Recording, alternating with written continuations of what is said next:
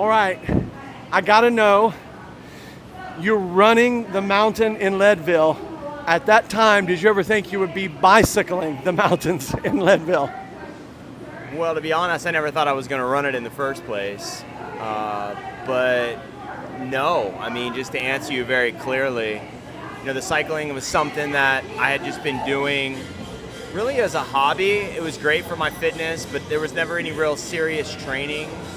It did help improve my fitness and conditioning, but it wasn't until after doing it a few times and looking for the next thing to challenge myself, already understanding what Leadville was about and the legacy and the people in the community, and having other people in the community that were also doing cycling, that we started talking about, considering doing the Leadville. So. Yeah. Was the team together? Was that always the plan? Were you guys always in this together? Or did that kind of come about organically? No, I mean, it was, I think community is a big part of what we do. And, we see the value in doing hard things, but what makes it even better is doing hard things with, people that can push you and challenge you. And so in having conversations, organically it came up. We're all looking for something to challenge ourselves with. And so it just felt like a very natural direction. Yeah. T, what was it that made each of you guys want to take this additional challenge on? Let's start with you, Doc, and then work our way down. With all that's going on in your fitness life, what made you decide to tackle the mountain in Leadville? Well, this was something different than I've ever done before. I mean, I enjoy biking, but, I didn't mountain bike when I was younger growing up in California. And Florida, I mean, there's mountain biking here, but not really mountains. So this was something very different than anything I've ever done. But it's easy to see the appeal when you start watching it even online. And I think especially with regard to this race, it was something that I knew I'd have to train for or I wouldn't be able to complete it, which is different. Usually if I sign up for a race, I mean, I expect to finish. I may not finish with the time that I wanted, but this was a race where I knew I would have to train hard or I wasn't going to finish the race. And so for me, that was the appeal. What about you, Lucas? I mean, you are one of the leaders in the gym. Physically, I think morally, you inspire a lot of people when you're working out. I mean, you've got a lot on your plate. What was it that made you decide to go out there and to tackle this? Because it's obviously a huge thing. Well, it all started with Eric actually kind of asked me about a year ago to do the race. And quite honestly, I didn't know anything about it. I'd never heard of it. I'd done some bike racing before, not in triathlons, but never like a dedicated bike race, especially not mountain biking. And I thought it would just be something fun to do with a group of friends, something that'd be challenging, something that I would definitely have to train for. And like I said, I didn't really know anything about it. And then that night or, that weekend I went home and looked at the race and everything. And I realized looked at some of the past winners, and Lance Armstrong was listed as one of the past winners. And I realized, oh, okay, this is like a legitimate race. This is something I really need to get ready for. Yeah. Which honestly was even more inspiring and made me want to do it even more. And the big thing was just the challenge, and then being able to do the challenge with a group of friends that had the same mindset. I have to add one thing. If you ever want to do something really hard, just ask Lucas to do it with you. He says yes. I don't even think he listens to what you ask. Yes, so. Yes, I've experienced that in boot camps before. Ask you, Coach. Husband, father, young children, business owner, entrepreneur, PT coach. I mean, you've got a lot on your plate. Why add this knowing that it's one of those pass or fail kind of things? It's not really a grade. I mean, obviously you're going to finish, but it's a pass or fail like they were saying. If you don't train, you don't finish the race. Why add this level of stress and challenge to an already full plate? Because that's where I believe the magic is. It's in, biting off something that creates a little doubt, a little anxiety, learning a new skill, finding something new about yourself. The mountains are great teachers, whether you're running it or cycling it. And to your point, I think that's something too that we all had to kind of come to grips with and recognize is like the real challenge for anyone that is doing one of these events, these ultra marathons, something that takes 6-8 months, is really understanding that the goal is try to keep all of your plates in your life, whether it's business, whether it's family, whether it's just anything else that you have going on as a husband, as a father, as a dad. You want to make sure that those relationships are on point so that you can be successful. That's a big part of it. I've seen people get off into big training blocks and it starts to create issues in their marriage or it starts to create issues in their business. So I think that's something that doesn't get talked about enough. A lot of times you'll see single guys or single ladies that are elite athletes and they're crushing it, like, oh my gosh, that I want to do that, I want to be that. And you can be inspired by it, but recognize there is a cost. And the cost is usually time away from your family and it's time away from your business. So that was something that, was really important. Having done the foot race and recognized what that cost is, I know Danielle and I had a lot of conversations about, okay, this is what we're doing. And, this is what it's going to mean. And there's a lot of sacrifices that are going to be required. Yeah. So, there's a phrase that says, if you want to go fast, go alone. If you want to go far, go together. And that's really what Leadville ultra running training is all about. Because you have to have an entire crew in order to do that. So let's talk with the wives for just a minute. All three of them mentioned that there was a lot of training, that this is something you're going to have to train for. So you didn't just decide a month out, hey, we're going to do this. This was a year-long training process. That means extra hours, extra night, up early, gone late, the intensity of the training, all of that. How did you make that work with the family? Was it something that you committed to the process as well with them? Did you feel like you were on that journey, just having to set aside certain time? What was the journey like watching it over the year as they prepared? Well, I'll say for us, Dale typically has most of his clients early in the morning, and then he usually has a block in the middle of the day where it's kind of like a break where he usually does admin stuff. But and then more clients in the evening. But that middle of the day turned into runs or biking. 12, 1, 2 o'clock in the afternoon, going out for a few hours, coming home, rushing to get prepped, and then rushing back to work. So really seeing him take no breaks during the day. And then on Sundays, typically it's wake up, slow mornings, go to church, things like that. And it was, him getting up and going on a 4, 5, 6 hour training ride to get ready for that, and then coming home and then you're tired after that, and you still have to be a dad and be a husband and work on house stuff or whatnot. So really 7 days a week working instead of the normal 5 to 6. Yeah. So seeing that, but doing it with a smile and excited to do it. And then the time frame of the actual race, taking off work and being away from Dane's first day of school and things like that, and finding someone that can stay with him and take care of the household and that kind of thing. But Do you think that it helpful knowing that she was with you in that process? Is it really a team? Is it really a team? Is that just a cliche, or is that something that really pays dividends? Well, I think it all depends on how much you value your marriage, and for us, and I can probably speak for everyone in this group, it's vitally important, because you can become the best athlete, but if it's going to cost you a relationship, or it's going to put some type of wall in between you, like too much time, then that's an issue, and that's not a cost that I'm necessarily willing to pay, at least personally. But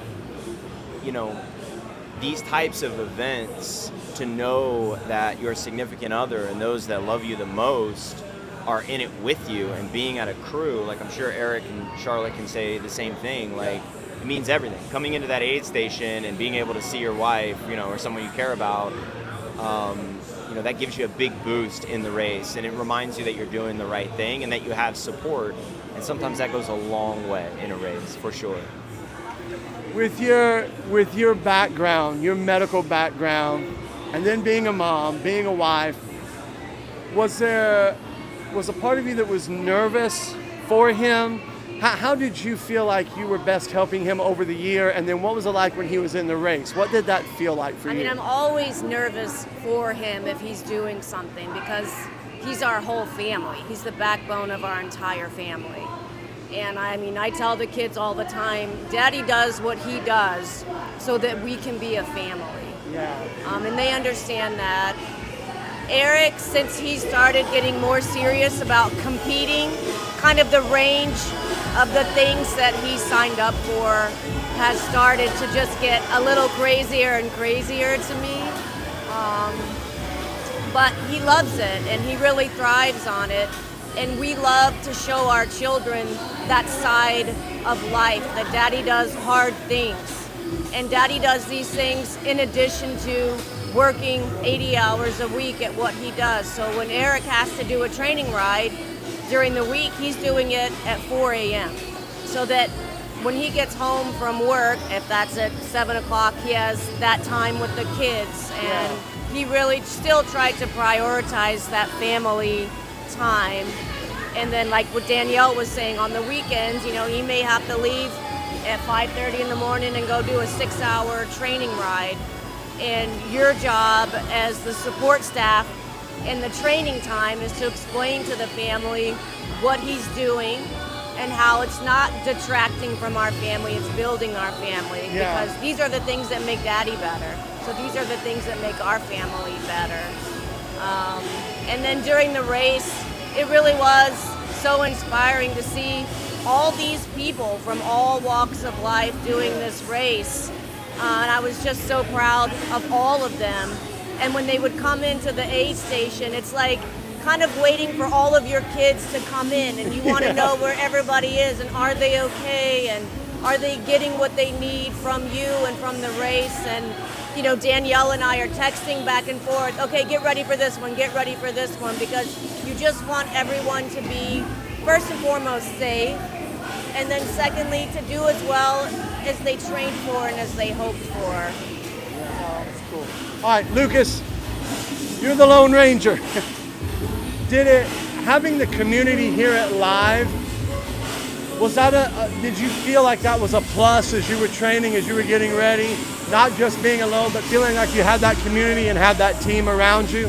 Oh, it absolutely did. It's coming in, especially in the months leading up to it, and you know, almost every time I'd come in here, somebody would ask how the training's going, if I was excited, how I was feeling.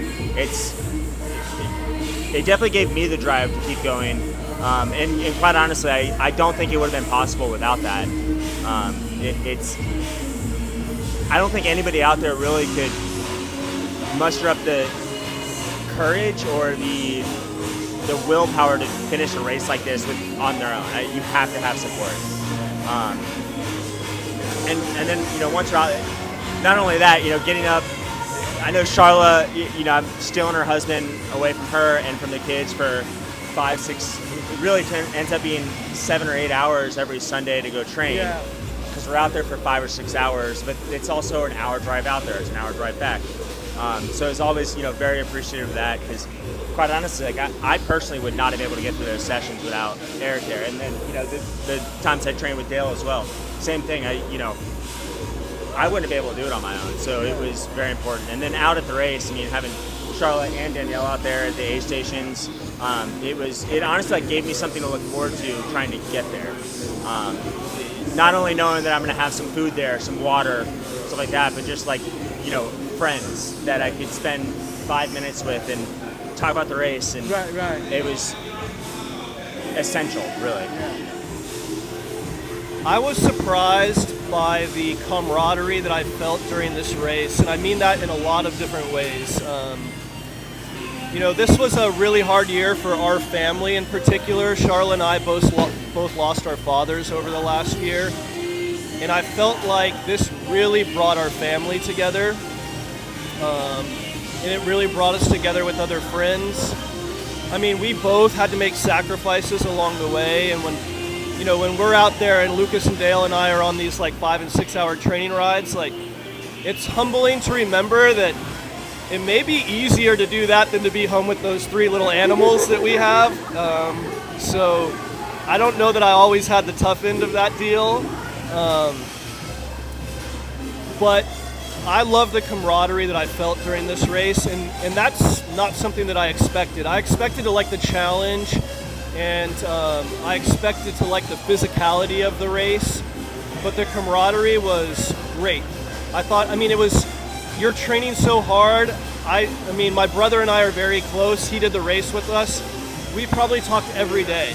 He would laugh at me if I sucked at some ride, and I would laugh if he failed at something, and we'd give each other props when we did well. We'd complain to each other about our coach all the time, and this is too hard, we can't do this. Yeah. Well, we complained about Dale too, but it was fun, and it was good for us, and we grew as a family and as a community, and that surprised me. And then you get there and during this race, and you're racing next to someone, but you're both really racing against the clock, not so much against each other. And you're like having a conversation with some random guy from Minnesota, and it was fun and unexpected for me. You get in the race. What was surprising to you? Where was the punch in the mouth? We talk about that a lot in boot camp, in Endure, in the Decker contest, High Rocks. Where was the punch in the mouth where you realized, okay, this is serious, so I've got to really buckle down?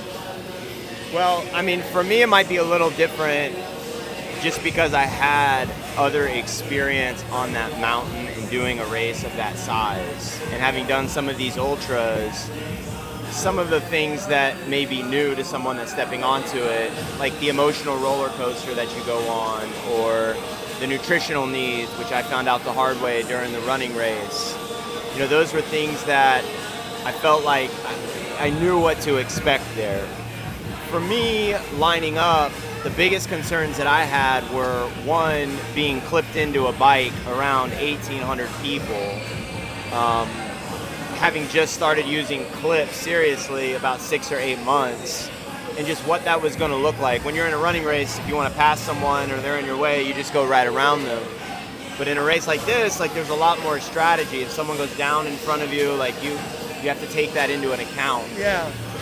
And then also the descents. Obviously, we're flatlanders from Florida, so we don't have a lot of opportunity outside of some travel to be able to practice the uphills and the downhills, and that was very scary. We went out on some training rides prior to, just to try and get the feet wet a little bit and get a little bit more comfortable with going downhill. I mean, there's some really serious technical climbs and descents in this race, and that's what makes it one of the nation's toughest, which is also part of the reason why we wanted to sign up for it. So it's like a double-edged sword. But a couple of the things just kind of set the scene. One, there was almost at least on my Garmin, a 60-degree swing in the weather. So it went from 37 when we started, and then my Garmin showed 93 as a high, okay?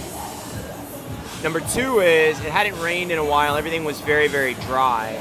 So the gravel was loose. We were all breathing stuff in, and that's 11 hours of that. You're at altitude, so we start the race at 10,200, so the availability is already low. And then there was also a wildfire in the area over the past couple of weeks. So there was a lot of variables there, and that's kind of ultra running as a whole. There's always going to be some things that you're going to have to figure out along the way and to try and navigate. And when you combine that with just the emotional ups and downs, I think that's what makes it such a really, really cool event. Was there ever a point where you saw him, or you felt, this is the tough part, where you got real nervous for him, or was it just a waiting game for you? Not in this race. In the running race, I was in tears and on the phone praying with people. But every time I saw him in this race, he looked good, he was smiling. Until I think I got to the finish line and I was waiting, and then I remembered where he was coming from, the mountains that they were coming off of. And there's always that thought of what if, because you don't know, you don't see him for quite some time. There's hours that you're waiting, and you're like, crewing all 5 of them, like Sharla said, you're like waiting for your siblings or your kids to come through, and you're just eager to see their face and see that they're okay and that they finished and they're excited and they're happy and uninjured, you know. Yeah, at a rapid pace. Lucas, we were working out the other day, and you said there was a part that you kind of underestimated or you weren't expecting. What was it? Where was it in the race where it just, wow, that I wasn't expecting that? Like Dale said, the descents were. I thought the descents were going to be a nice time to recover, especially after the climbs. The descents were almost harder than the climbs. Coming down power line, and fairly early in the race, it's pretty technical, at least for us who have no mountain biking experience. There's some guys out there that are very good mountain bikers, and they're flying down these sections, and it's probably nothing to them.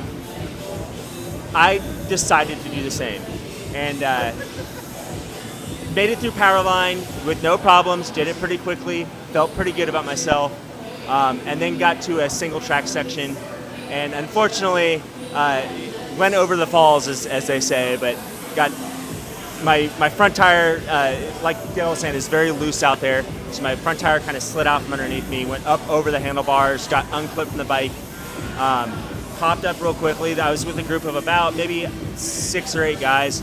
They stopped very quickly, asked me if I was okay. I kind of stood up, said, yep, I'm good. And they're like, all right, see ya. And then I was kind of out there alone. But just spent a couple minutes and check my body, make sure that I'm good, check the bike to make sure nothing was broken on that, and popped on and just started going. I banged up my knee a little bit, more just, kind of got some scrapes and everything. It was stinging, but I was fine. So then I got to the next aid station with Danielle, and I roll up. She's like, oh my God, are you okay? And I was like, yeah, I'm fine. And what I didn't realize is not only had I got my knee, I'd gotten my elbow. So I didn't even realize it, but I got there and I had dry blood all down the back of my arm. I had dry blood all down the front of my leg. And then when I got home that night and I finally was able to, after the race, get my bib off and all that, I realized that my entire side was black and blue as well. So I'm very fortunate that it wasn't worse than it was. And then also coming down Sugarloaf at the end of the race, it's very bumpy. I was not prepared for how bad my hands were going to hurt. Really? Just gripping onto those handlebars and that vibration just nonstop for, in my case, 13 hours. Wow. It's my hands hurt more than any other part of my body, I think. So those were the 2 biggest punches in the face. The rest of the race, I knew it was going to be hard. I knew that the climbs were going to be very difficult. I knew the altitude was going to be a problem. So yes, those were punches in the face, but I was expecting them. It was more the unexpected that really got to me. All right, Doc, in a sentence or 2, what was it that surprised you? What was it as you were out there that you thought, wow, I was not expecting this? Well, I didn't expect to get passed by a tandem bike at mile 80. That was a punch in the face for sure. You look down, you're like, I think I'm doing pretty good. Looking at your power, and some couple passes you on a tandem bike. He got past mile 80. I got past mile 30 on that, so.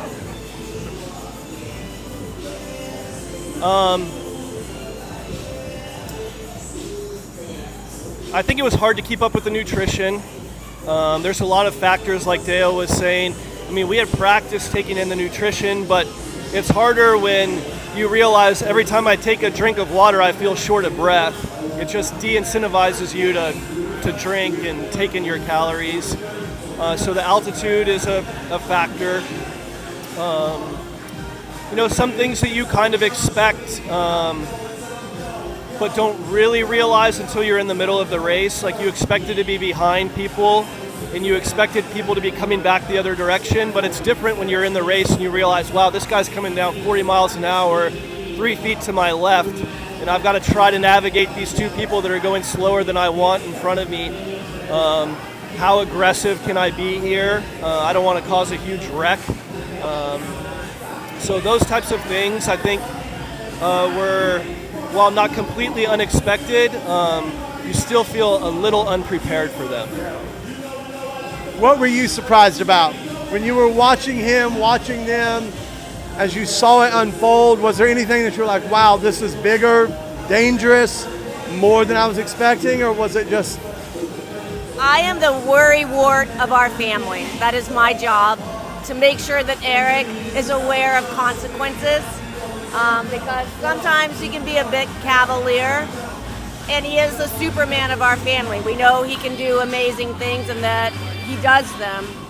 But I remember having, before the race, a very serious conversation. I told Dale, and I then talked to Eric, that I want you to do this race, and I want you to do well, and I want you to race without an overwhelming fear and be who you are. But you have to remember that our life doesn't function without you. And I want you to finish, but I need you to come home. So we had to have like a very serious talk about that, because I was afraid. Like, this is something we've never done before. I mean, I grew up in Texas. I lived in California for a little while, and then we moved here. So, I mean, I don't know anything about the mountains either. And this is something he's never done. And while it's impressive, it was scary. And so I think when we got to the race, I was not prepared for the temperature swings either. When we first got to the field at the outbound aid station, the temperature reading on the car was 31. And I was just in like a zip jogger suit. So we were sprinting to drop the tent and sprinting back to the truck because we couldn't feel our fingers. It was so cold. But I think the camaraderie was nice. A lot of people there, intense, like waiting to see their riders. Everyone's talking to someone else, like, did you get an update yet? Danielle and I communicated all day, and we started a little support crew text chain, because you can't really communicate with the riders. I had mistakenly so thought that we would have GPS for them, so I thought I could follow them as they go. We did get updates, but they were kind of only at these major checkpoints, so you would have large periods of time where you had no idea if they were okay or not. And then it's kind of like, as you're like orbiting the moon, you know, you get like another ding that somebody's okay. So those down times were a little hard because you just worry about everybody. And we were there to support everybody. And I think we really wanted to make sure that Lucas felt supported too, as the bachelor of the group. You know, we wanted to make sure that he felt loved and supported and cared for. And so we got to where not only would we send text updates of where somebody was, but, you know, we would send pictures, because you needed that visual cue that your loved ones were okay and they were safe. And then the finish line was just kind of this big final moment. And we were so excited to have the kids there and our whole family and watch him, and all of them, cross the finish line in their moments of glory. It was amazing. I don't ever want to do it myself, but I'm happy to support people that want to. Ask you from the average Joe, okay, who's not going to go to Colorado and ride up and down a mountain that's on fire, all right? But how can we push ourselves in just day to day? How do we find that challenge? I mean, every one of you guys, every one of you ladies, your schedule's full. It's not like you're sitting around and have hours to kill. So how do we push ourselves in our day-to-day life if we're not going to be able to do the Colorado or do the Leadville? Are there ways that we can push ourselves maybe in our own frame of reference and get outside that comfort zone? And I like what you said at the beginning, find where that magic happens. How do we do that?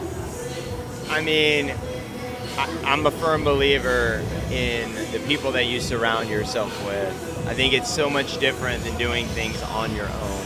And that's what I would tell anyone who is literally doing anything or looking to pursue something great or change something in their life, is get around other people who are equally as committed to doing the same in theirs and being able to work together.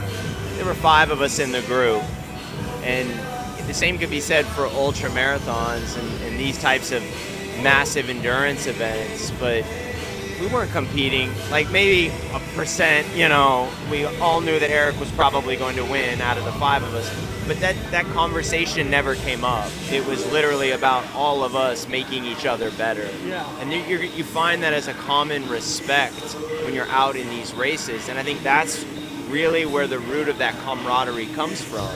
Yes, it is a race, but no one is going to beat Keegan at the front, doing a 5:48. So once we've established that, then it's like we're all in this together, and we stepped on this line, and we're all experiencing the same level of anxiety.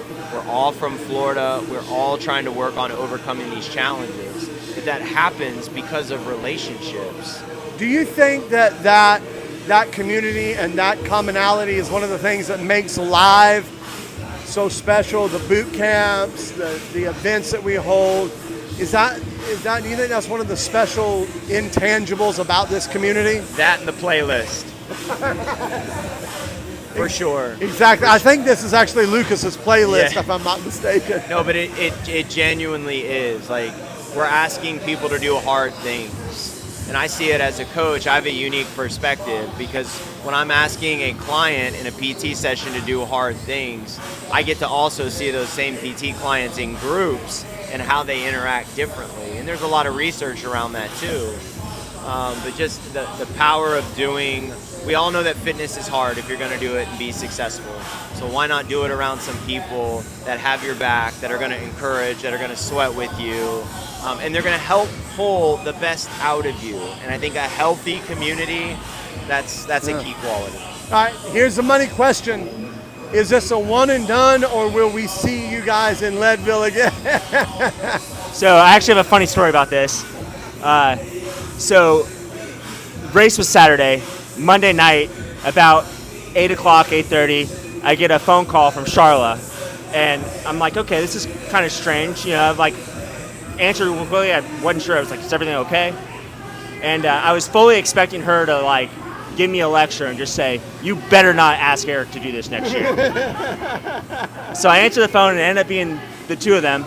And Eric just looks at me and just goes, so are we doing this next year? And I just said, yep, 100%. And he just goes, yes! And then Sharla was cheering. And so like it took all of 48 hours for me to commit to be like, yeah, we're doing this again. Well, you have to. You left like a pound of flesh there. Yes, I have to go get it back. You got to go claim it back. That's right. Coach, one and done, or do you think the mountain is calling you again? Oh no, yeah, we'll be back for sure. Yeah, we'll be back. We've already discussed it, and hopefully this time, well, obviously we have experience now. So there's a 9-hour buckle that I think a lot of us now have sights on and some experience, and our hope is that with some other races in between now and then, we gain more valuable experience, but we also gain a corral time that makes it more realistic to be able to do that.